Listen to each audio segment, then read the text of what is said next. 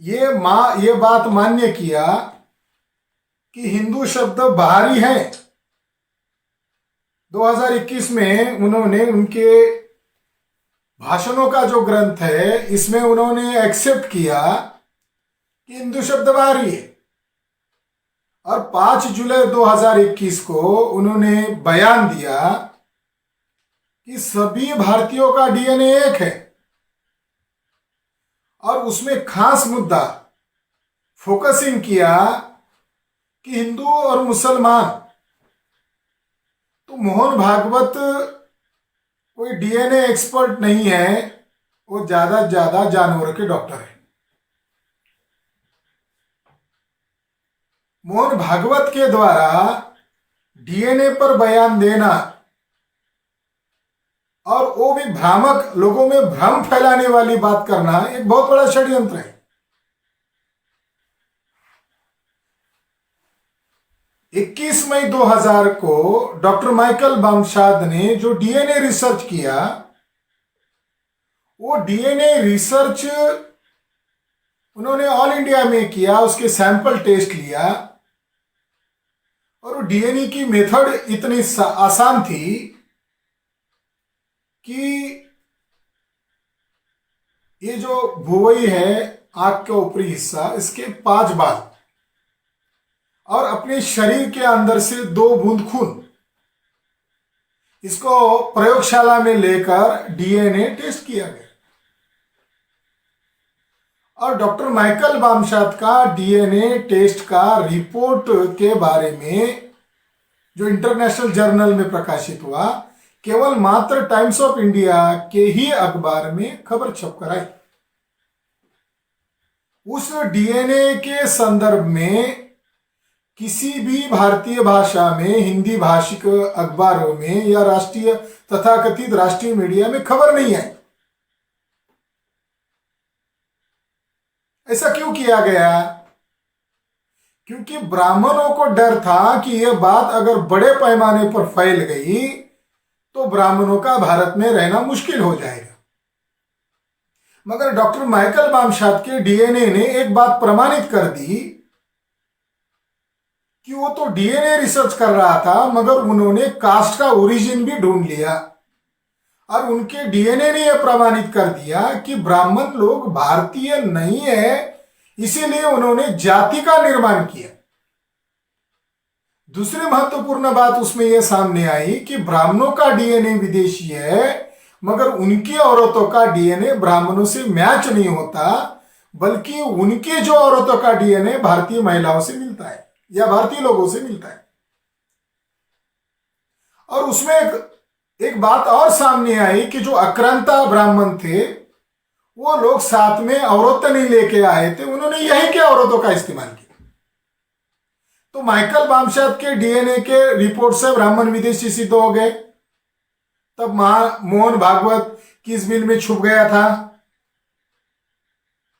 सन 2019 में जो राखी गढ़ी में जो कंकाल मिले, प्राचीन कंकाल मिले, लगभग ईसा पूर्व 2700 उसका जो समय मिला, उस साइट का और उस कंकालों का जो समय मिला, ईसा पूर्व 2700, यानी आज से 4700 साल पहले। उनमें एक महिला के कान के पीछे की हड्डी के अंदर डीएनए मिला, क्योंकि कान के पीछे की हड्डी मजबूत होती है। और उसको आधुनिक तंत्र विज्ञान से इतने प्राचीन, इतने एंशियंट डीएनए को ढूंढा गया।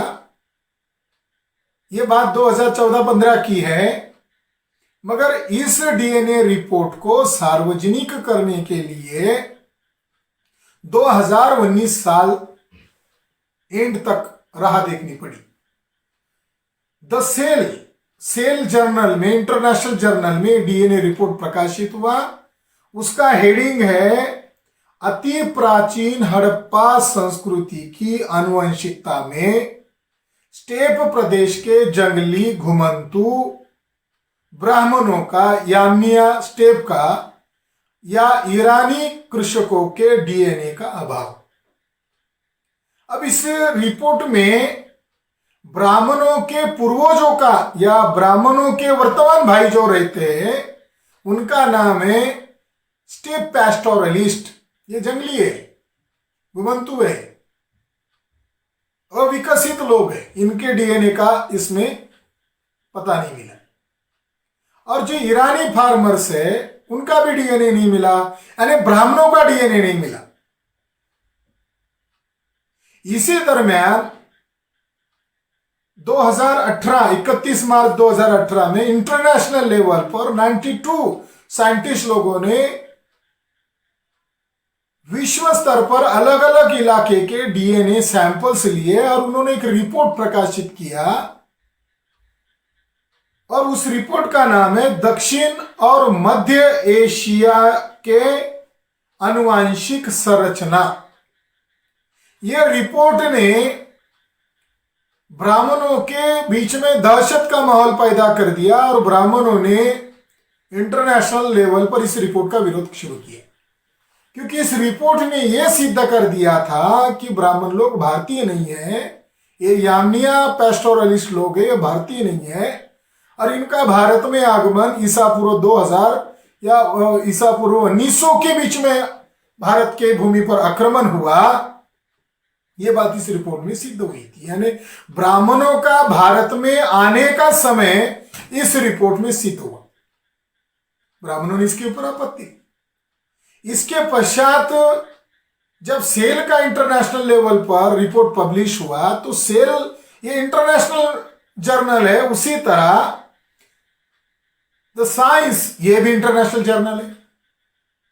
उसी महीने में उसी तारीख को at a time the science में इंटरनेशनल जर्नल में जो 92 साइंटिस्ट लोगों के ऊपर कुछ ब्राह्मण लोगों ने आपत्तियां ली थी, तो उसके अंदर 25 साइंटिस्ट जोड़ दिए, 117 साइंटिस्ट लोगों ने इसको द साइंस में दोबारा पब्लिश कर दिया और यह बात खुलकर सामने आ गई, चुनौती के साथ सामने आ गई और ज्यादा प्रखरता से सामने आ गई ब्राह्मण विदेशी है। मगर 2019 का जो रिपोर्ट आया उस समय मोहन भागवत ने प्लानिंग करके डेक्कन कॉलेज के पूर्व वाइस चांसलर वसंत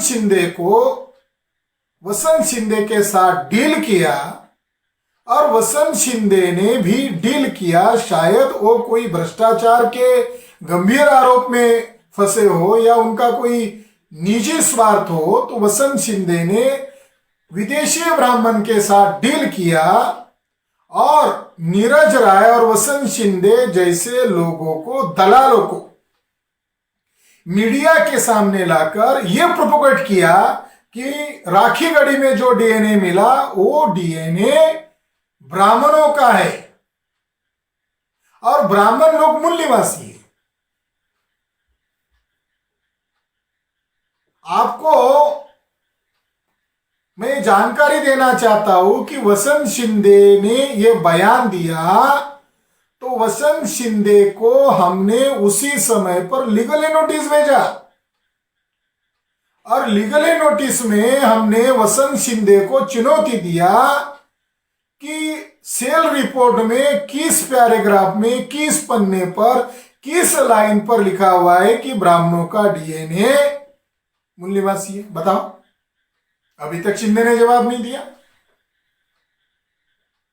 और हाल ही में हमने एक किताब प्रकाशित की, क्या वसंत शिंदे आरएसएस के दलाल है, एक शोध। साथियों, वसंत शिंदे ने डीलिंग किया, भ्रष्टाचार किया, धोखेबाजी किया। वसंत शिंदे बैकवर्ड कास्ट है, अपने ही डीएनए के साथ द्रोह किया, अपने ही लोगों के साथ द्रोह किया, दलाली किया। वसंत शिंदे ने पांचजन्य में स्टेटमेंट दिया, सारा मीडिया में वो भोंक रहा था, ब्राह्मण यही के पांचजन्य में, ये आरएसएस का मैगजीन है, विवेक में बयान दिया, ब्राह्मणों के समर्थन में बयान। और लॉकडाउन के दरमियान पिछले साल मोहन भागवत ने वसंत शिंदे ने मोहन भागवत के साथ पुणे के अंदर स्टेज शेयरिंग किया, एक स्टेज पर थे। तो मोहन भागवत ने शिंदे का इस्तेमाल किया, नीरज राय का इस्तेमाल किया। मगर एक बात इस मौके पर मैं बताना चाहता हूं कि जो 117 डीएनए साइंटिस्ट थे जिन्होंने 2018 और 2019 में ब्राह्मण भारत में आए, वो विदेशी है और उन्होंने यहां के लोगों पर आक्रमण किया, वो विदेशी है। ये जो डीएनए बड़ा बृहद डीएनए रिपोर्ट था उसमें वसंत शिंदे मेंबर थे। और राखीगढ़ी के डीएनए रिपोर्ट वसंत शिंदे की नहीं है।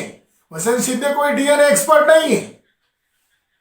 वसंत शिंदे पुणे के डेक्कन कॉलेज के आर्कोलॉजिस्ट प्रोफेसर है और उनके अगुवाई में राखीगढ़ी का डीएनए उत्खनन हुआ और उसके डीएनए को इंटरनेशनल स्तर के रीच डेविड और अन्य लोगों ने उसके अंदर कंट्रीब्यूशन किया है। झूठ बोला। साथियों, 2001 में ब्राह्मण विदेशी सिद्ध हो गए, 2019 में ब्राह्मण विदेशी सिद्ध हो गए और 2019 में ही नहीं बल्कि 2006 में, 2009 में अलग अलग डीएनए रिसर्च हुए जिसमें ब्राह्मण लोग विदेशी सिद्ध हुए। जैसे कि 2006 में ज्ञानेश्वर चौबे जो बीएचयू के प्रोफेसर हैं, इन्होंने 2006 में 2 रिपोर्ट इंटरनेशनल लेवल में, वो एक मेंबर है उसमें उन्होंने ये कहा कि जो आदिवासियों का एम हैप्लो ग्रुप है वो डीएनए भारत के एससी, एसटी, ओबीसी, गोवंतु जनजाति और मुसलमानों में समान पाए जाते हैं और ब्राह्मणों का जो डीएनए ग्रुप है वो भारतीय लोगों के साथ मिलता नहीं है। फिर इसको भी आगे किया बीएचयू के ब्राह्मण को और उन्होंने आदिवासियों का डीएनए भारतीय नहीं है, खास करके संताल, मुंडा, गोंड, इनके बारे में स्टेटमेंट दिए। अब डीएनए के आधार पर ब्राह्मण विदेशी सिद्ध हो चुके हैं। ब्राह्मणों का डीएनए भारतीय नहीं है, वो विदेशी है। इसके तथ्य क्या है? राखीगढ़ी के डीएनए रिपोर्ट में यह प्रमाणित हो गया, क्या प्रमाणित हो गया कि ब्राह्मणों का भारत में आने का जो आगमन है, आक्रमण का समय, वो ईसा पूर्व 2000 है। 2000 से 1700 के बीच में उनका आगमन हुआ, आक्रमण हुआ।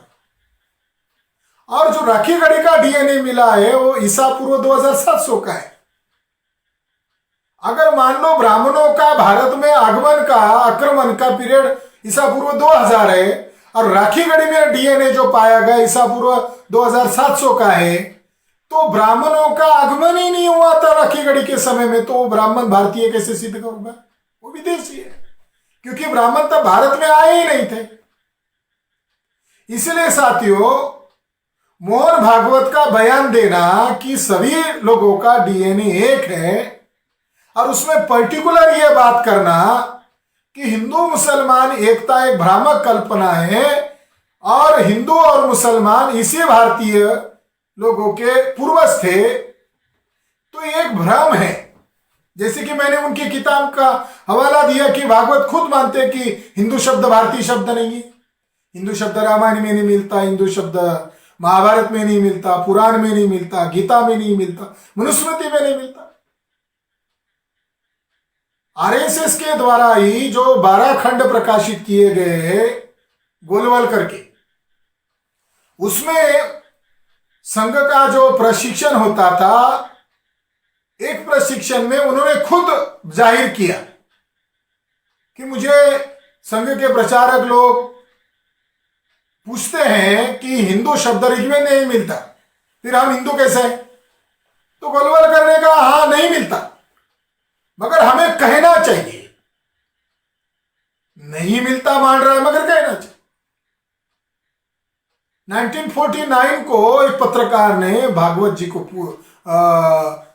उस समय के सरसंघ चालक गोलवलकर जी को पूछा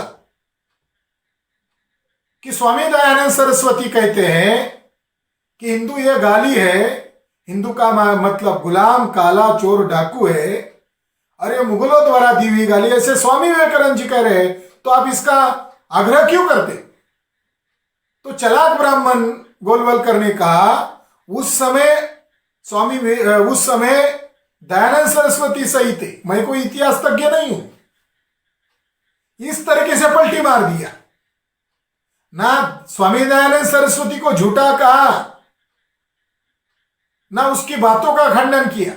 अब अभी मोहन भागवत कहता है कि हिंदू शब्द विदेशी है। अरुण शौरी ने भी यह बात को मान्य किया कि हिंदू शब्द भारतीय नहीं है। 2006 में उन्होंने उनकी किताब में यह बात मान्य की है। मगर साथियों, मोहन भागवत के द्वारा यह बयान देना, खासकर कि उत्तर प्रदेश के मुसलमानों को ध्यान में रखकर बयान देना और एससी एसटी ओबीसी को हिंदू मानना, हिंदू गाली है, और सबको एक तरफ हिंदू मान लेना, मोहन भागवत को किसने अधिकार दिया? एससी को हिंदू कहने का उसको किसने अधिकार दिया? आदिवासी को हिंदू कहने का उसको किसने अधिकार दिया? ओबीसी को हिंदू कहने का अधिकार उसको किसने दिया? पिछड़े वर्ग के लोगों का इस्तेमाल करने के लिए दावपेच के तौर पर वो हिंदू शब्द का इस्तेमाल कर रहे हैं। साथियों, 2009 की बात है, रिच डेविड और निक पीटरसन हैदराबाद में गए थे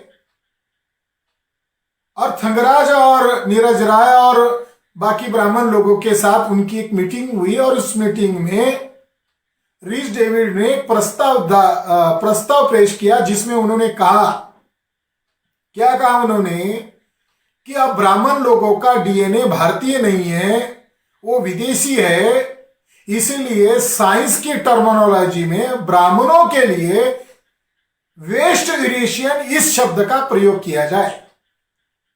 इस पर तंगराज और अन्य जो लोग थे, ब्राह्मण लोग थे, इन्होंने प्रतिक्रिया में कहा कि तुम क्या भारत में ब्राह्मणों के खिलाफ फसाद करवाना चाहते हो? हम इसके खिलाफ है और तुम नहीं जानते हो कि इंडिया में इसका असर क्या होगा। हम रिच डेविड का शुक्रगुजार है कि उन्होंने अपनी किताब who we are and how we got here ये 2018 में प्रकाशित की और उन्होंने जाहिर तौर पर इनका नाम लेकर कहा कि हमारे ऊपर प्रेशर डाला गया कि आप ब्राह्मणों को विदेशी कैसे कह रहे हो, ये नहीं कहना चाहिए, भले ही वो विदेशी है फिर भी ब्राह्मणों को विदेशी डायरेक्टली नहीं कहना चाहिए। और हमारे ऊपर बहुत बड़ा प्रेशर किया और हमारा जो बड़ा रिसर्च प्रोजेक्ट था वो हम कभी कामयाब नहीं होने देंगे, ऐसा उन ब्राह्मणों ने उनको धमकी दिया।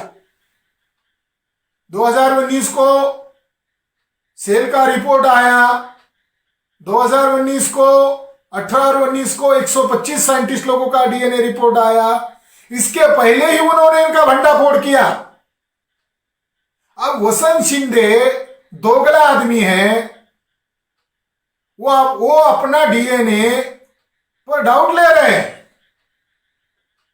वो दोगला आदमी है। वो 125 साइंटिस्ट लोगों की टीम में वो एज ए मेंबर है, जिसमें यह कहा कि ब्राह्मण विदेशी है, और राखीगढ़ी के डीएनए रिपोर्ट में भी कहा कि ब्राह्मण विदेशी है। तो किस आधार पर कहते हैं कि ब्राह्मण भारत के? ब्राह्मणों के दलाल बने हुए वसंत शिंदे को हमने पूर्णतः नेकेड किया, तब मोहन भागवत ने यह स्टेटमेंट दिया है। उसकी दो वजह हो सकती है। नंबर एक की वजह कि उत्तर प्रदेश के चुनाव को ध्यान में रखकर हिंदू मुसलमान के नाम पर ध्रुवीकृत करने के लिए और मुसलमानों का विद्रोह ध्यान में रखकर यह स्टेटमेंट एक पॉलिटिकल स्टेटमेंट है। दूसरी बात उन्होंने ये कही उस प्रोग्राम में, और जिसमें मुस्लिम मंच के पदाधिकारी भी मौजूद थे, मुस्लिम मंच के पदाधिकारी भी मौजूद थे, और उस पदाधिकारियों में एक मुस्लिम भी मौजूद था। इंद्रेश कुमार वहां नहीं था। इंद्रेश कुमार मुस्लिम राष्ट्रीय मंच का प्रमुख है, मगर वहां नहीं था। क्यों नहीं था? कि वो इंद्रेश कुमार का आतंकवादी चेहरा सबको मालूम है। अब मोहन भागवत बात, और उसके जरिए भी एक स्टेटमेंट दिया गया, जो मुस्लिम व्यक्ति है उसके जरिए से आरएसएस के समर्थन में स्टेटमेंट दिया गया। मोहन भागवत ने उस बयान में मॉब लिंचिंग का भी जिक्र किया। 100-150 से ज्यादा मॉब लिंचिंग किया गया और ये प्लानिंग करके किया गया। आरएसएस बीजेपी द्वारा ये हत्याकांड था। और अब कह रहे हैं कि जो मॉब लिंचिंग करेगा वो हिंदू नहीं है। तो इस तरीके से ये पॉलिटिकल स्टेटमेंट है, एक राजनीतिक मकसद से दिया गया स्टेटमेंट है। और एससी एसटी ओबीसी को हिंदू के नाम पर घसीटा गया है। एससी एसटी ओबीसी हिंदू नहीं है, वो मूल निवासी लोग हैं और ब्राह्मण विदेशी है। ब्राह्मणों के डीएनए का नाम है R1A1। अगर मोहन भागवत कह रहा है सबका डीएनए समान है, तो मोहन भागवत जवाब क्यों नहीं दे रहे हैं कि सबका डीएनए अगर एक समान है तो ब्राह्मणों के डीएनए का नाम और यहां के लोगों का, एससी एसटी ओबीसी माइनॉरिटी के लोगों का डीएनए एक समान क्यों नहीं है साइंटिफिकली? मोहन भागवत किसको बेवकूफ बना रहे? अगर उनको डीएनए के बारे में जानकारी नहीं है वो बता दे, किसको बेवकूफ बना रहे? मोहन भागवत को हम चुनौती देते हैं कि वो हमारे साथ किसी भी टीवी चैनल पर बहस करके दिखाए। ब्राह्मणों का डीएनए का नाम R1A1 और R1A2 है। मैंने ज्ञानेश्वर चौबे को इंटरव्यू लिया और ज्ञानेश्वर चौबे के मुंह से निकलवाया कि उसका डीएनए विदेशी है। ज्ञानेश्वर चौबे ने कहा हाँ भाई मेरा डीएनए R1A2 है। ब्राह्मणों का डीएनए का नाम R1A1 है और R1A2 है और भारतीय लोगों का डीएनए का नाम L3MN है, L3 हैप्लोग्रुप MN। साथियों दोनों के डीएनए भिन्न है तो समान कैसे? और जो मोहन भागवत आज कह रहा है कि हिंदू मुसलमान शब्द का प्रयोग कर रहा है, मोहन भागवत का जिक्र आतंकवादी लेफ्टिनेंट कर्नल प्रसाद पुरोहित ने फरवरी 2008 में फरीदाबाद की गुप्त मीटिंग में लिया था और उसने उसमें कहा था कि मोहन भागवत जी के बारे में हमारी चर्चा हुई है, इस संदर्भ में चर्चा हुई है। मोहन भागवत की इंक्वायरी होनी चाहिए कि लेफ्टिनेंट कर्नल प्रसाद पुरोहित कह रहा है कि हमारी बम ब्लास्ट के संदर्भ में मोहन भागवत जी के साथ चर्चा हुई है। असीमानंद कहता है कि आरएसएस हेडक्वार्टर पर मैंने इसी से पैसा लिया और इसको दिया, पुरोहित को दिया। पुरोहित कह रहा है कि मैंने उसको पूछा पैसा कहां से आता है तो उसने कहा इसी से लिया, अंतरराष्ट्रीय टेररिस्ट ग्रुप से लिया। वो सारी बातें चार्जशीट में दर्ज है और एटीएस के द्वारा दर्ज है और इन लोगों की साजिश का पर्दाफाश उस जो चार्जशीट दाखिल की उसके अंदर है। मगर मैं उसका संदर्भ के साथ दे रहा हूं कि यह कह रहा है सबका डीएनए एक समान है, सभी लोगों का डीएनए, सभी भारतीयों का और ब्राह्मणों का डीएनए एक समान है। मैं एक संदर्भ के साथ जोड़कर बता रहा हूं कि फरीदाबाद की मीटिंग में लेफ्टिनेंट कर्नल प्रसाद पुरोहित ने यह बयान में कहा, क्या कहा? We will fight this constitution, we will fight this nation because this nation is not ours। जो ब्राह्मण कह रहा है 2008 में गुप्त मीटिंग में, वो पब्लिक मीटिंग नहीं है। ब्राह्मण लोग दावपेच पब्लिक में कुछ और कह रहे हैं, सीक्रेटली कुछ और कह रहे हैं कि हमें भारत के संविधान के साथ द्रोह करना होगा, हमें भारत के लोगों के साथ द्रोह करना होगा, उनके साथ संघर्ष करना होगा। क्यों? क्योंकि ये भारत हम ब्राह्मणों का नहीं है। उसमें यह भी कहा कि हमें भारत के संविधान को खत्म करने के लिए ये आतंकवादी कार्य करना पड़ रहा है। और जैसे उसको हम खत्म करेंगे, हम मनुस्मृति और 14 स्मृति तो हमारे पास है, मनुस्मृति को लागू करेंगे। और उसमें यह भी कहा हिंदू राष्ट्र स्थापित नहीं करना है, मनुस्मृति में जो ब्राह्मण राष्ट्र की संकल्पना है उसको स्थापित करना है। तो मोहन भागवत के जो चेले चपेटे हैं, जिनके ऊपर आतंकवाद के आरोप है, और यहां तक कि आरएसएस के ऊपर आतंकवाद के आरोप है, और एक कोर्ट में एक केस के मामले में आरएसएस के 3 लोगों को दोषी करार कर दिया, जिसमें मारा गया जोशी भी था।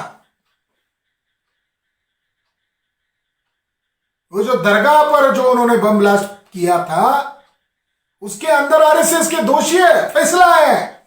उस फैसले के आधार पर कह सकते हैं कि आरएसएस आतंकवादी संगठन है, क्योंकि उनके ऊपर, उनके खिलाफ ये फैसला आया है।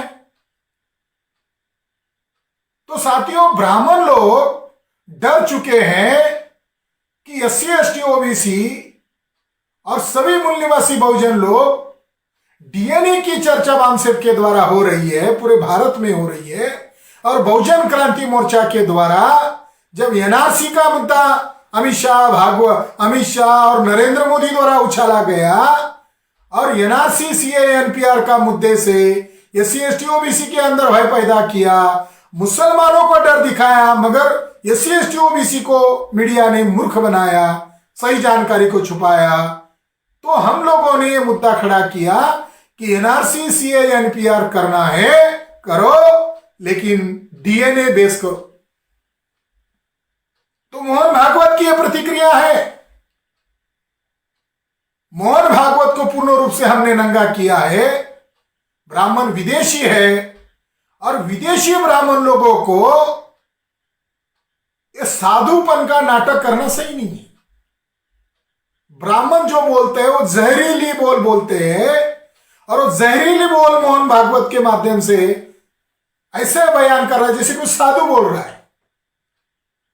सभी का DNA समान है, मगर SC ST OBC और इनसे जो धर्म परिवर्तित जो लोग हैं, माइनॉरिटीज, ये 85% लोगों का DNA आपस में एक है, और ब्राह्मणों का DNA R1A1 ये विदेशी है। मोहन भागवत का DNA विदेशी है। इसीलिए ये बात अपने आप सिद्ध हो जाती है कि मोहन भागवत विदेशी है।